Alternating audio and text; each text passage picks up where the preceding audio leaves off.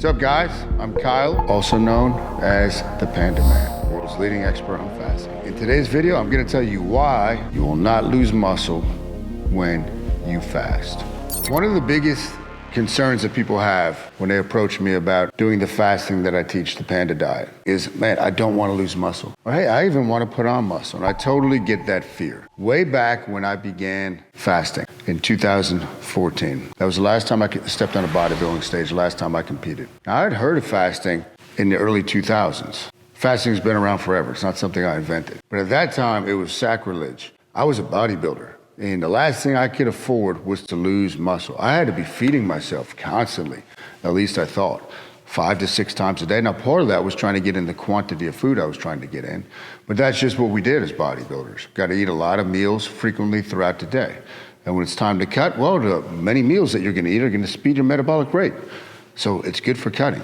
Once I began to fast for those 2 contests I did in 2014, I quickly realized, man, I'm not losing any muscle. And I was tracking everything at that point, right? I went from 4 meals a day to 2 meals a day. So you're more of your intermittent fasting, but I just felt better right away.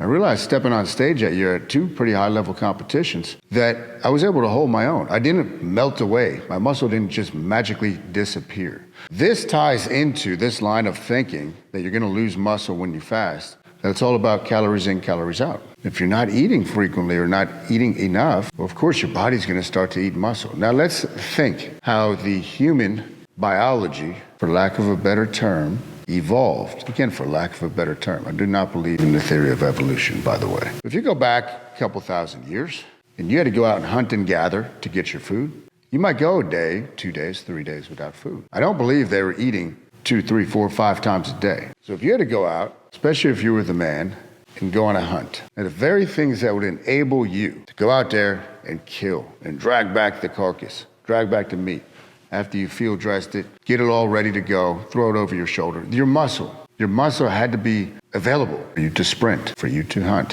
for you to transport the kill back. And maybe you weren't hunting, maybe you were gathering berries and things like that. You still had to go out on a mission to get stuff. So against a biology point of view, if our muscle was just gonna melt away if we went a day or 2 without eating, we wouldn't have survived. It doesn't make any sense. So there's built-in mechanisms that will maintain your muscle when you fast. So let's get into that. Before we get into maintaining muscle and putting on muscle with fasting, please do me a favor, like, subscribe, and leave a comment. Let's get into it. The 16, 18-hour fast is not really what I teach. That doesn't work, right? For what most people are after. There's a built-in mechanism that's gonna preserve the muscle. I believe that's hormonal, right? We know that there's a big surge in growth hormone output when we get into these longer fasts. Now imagine you're doing that every single day. A growth hormone is primarily used by bodybuilders as a fat loss agent. It's not really to get jacked. But growth hormone by its very nature, by its name, is gonna help the anabolic environment, internal anabolic hormonal environment of our body. So imagine growth hormone is elevated every day. There's other hormones, luteinizing hormone, and people go nuts when I mention this. Sim Land highlighted this in his book, Metabolic Autophagy. They put men, and I believe these were obese men, through a 5-day fast. And what they found was luteinizing hormone, which is a precursor to testosterone production, rose by 67%.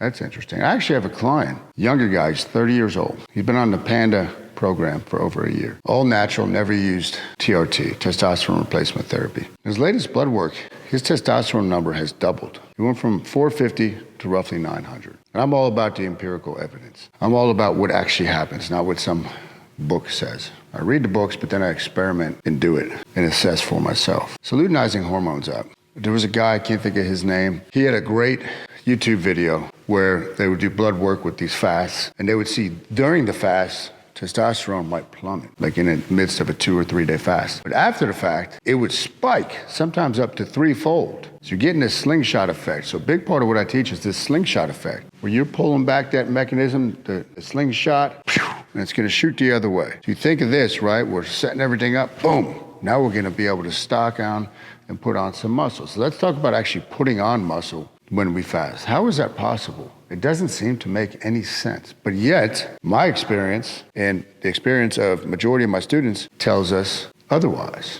The slingshot effect. It's actually in one of my upcoming books where I talk about this. Now, these are my theories, so take it for what it's worth. Insulin, I've talked about a lot in my videos on fasting. You have to understand the mechanism of insulin. Like, you need to understand that, because that's really what we're manipulating with the fasting on a physical level. And there's mental, mindset, spiritual components of fasting that are game changers. And that's really, to me, the best part about it. But we're just talking about the physical body. If we limit insulin for majority of the days and weeks, keeping it low. Now, we know insulin has to be low in order to lose fat. So let's use it on that end of the spectrum to benefit us and to get leaner. But insulin, being the most anabolic hormone in the body, anabolic means growth. Unfortunately, most people experience the anabolic effect of insulin by growing their fat cells because they're following misinformation by the fake fitness experts. Well, you got to eat 3, 4, 5, 6 times a day, as I referenced before. Constantly hitting that insulin button. But I'm eating clean and I can't lose weight. I'm in a deficit and I can't lose weight. Doesn't seem to make sense. I know it doesn't seem to make sense when you're playing in that model. It's the wrong model. So now let's come back and use insulin sensitivity to our advantage. Mountain Dog, John Meadows, may he rest in peace, when John was coaching me, he would tell me, Kyle, I want you between 10 and 12% body fat before we put on muscle, before we make that our main focus. And I said, well, that doesn't make sense. I think we need a bulk. Right? People talk about bulking. When you guys do a regular bulk, like most people teach, you might put on a little muscle, but you're going to get fat. Then you strip it away, and it didn't really make that much progress. John, why do we want to be between 10 and 12% to put on muscle? Well, you're going to be more insulin sensitive. Light bulb went off in my head. More insulin sensitive. So as we kind of heal the insulin resistance and we get more insulin sensitive, proper sleep, a lot of magnesium, this is key. In training, like I like to train in the morning, and in my feast, is way later, 12, 13, 14 hours later. So when you train, you become more insulin sensitive, right? Those muscles want to refeed, and insulin will drive those nutrients into the muscle cell. That's what we're trying to set up. Another guy, Lyle McDonald, I used to study all of Lyle's works. He's kind of like a mad scientist. And he was actually who the fasting idea really stuck in my head. He didn't have a book on fasting, but he mentioned it briefly in one of his fat loss books about how fasting increases blood flow to the stubborn fat areas. But that's another story for another video. That's what piqued my interest, though. It got me to do it. But he would often mention something called calorie partitioning or nutrient partitioning. Now, you combine that with stuff I learned from Scott Abel, who coached me with the cycle diet when I do these massive cheat days. There was also something called the anabolic cycling diet. And the idea was take everything low, get into what's called a supercompensation state. Boom, have these massive cheat days, or in the anabolic cycling diet, it was a week refeed where you'd come back bigger and stronger. The muscles would fill out. We're manipulating glycogen. So over time, when you do this, we're going to try to direct where those calories and nutrients are going. We want them to go to the muscle cells. So if we're setting up the internal anabolic hormonal environment the right way, over time, this is what I've seen. We train, get into this cadence of infrequent eating, infrequent feasting. We're training. Now when we eat, man, those muscles want to suck everything up. They want to, let me restock. So we got to take glycogen low, and then we restock, boom. But glycogen is never fully topped off. But as you get into this cadence, this is the idea of carb loading. Your muscles will get much better and adept at stocking up intramuscular fat, glycogen. And if the training is appropriate, now here's the key, we'll put it on muscle. It comes down to the training stimulus, guys. A lot of people want to sidestep that and overlook it. What do I have to eat to put on muscle? No. If your training is not designed to put on muscle, you're not going to put on muscle. Putting on muscle is a stress response. Remember that. Everybody wants to sidestep that. Most people never train hard enough to actually put on muscle, besides when they first start in the gym. That's why novices can get gains pretty quickly. So you set all this stuff up. You're training, you're feasting. You train, you feast, boom.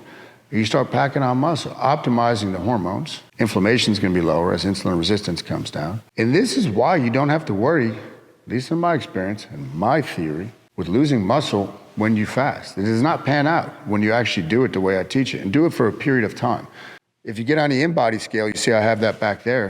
It's a $10,000 machine. It'll give you your muscle mass, it'll give you visceral fat, body fat. And sometimes when you first start this, you're gonna say, oh, my muscle dropped a little bit. I always tell people, if your performance hasn't gone down, don't worry about it. Because again, glycogen is taken into account with muscle mass. That's gonna have to lower as we start doing this, especially if you wanna lose weight. But the protective mechanisms, I believe, are put into our biology. And then the hormone system that we're setting up, the profile that we're setting up, will not only allow you to maintain your muscle, but you can actually put on muscle if your training is appropriate. Build your feast, guys. Build your appetite so you can feast appropriately. That's one thing I teach people. And see what happens over 3, 4, 5, 6 months. Train hard. I can bet you money you're not gonna lose muscle. And many of you will actually put on muscle. So there you have it. I hope you liked this, guys. And if you liked it, don't forget to do me a favor, do me a solid, hit the like button, leave a comment, subscribe so you don't miss any videos I put out. Check the pinned comment if you're interested in more of what I have to say about fasting.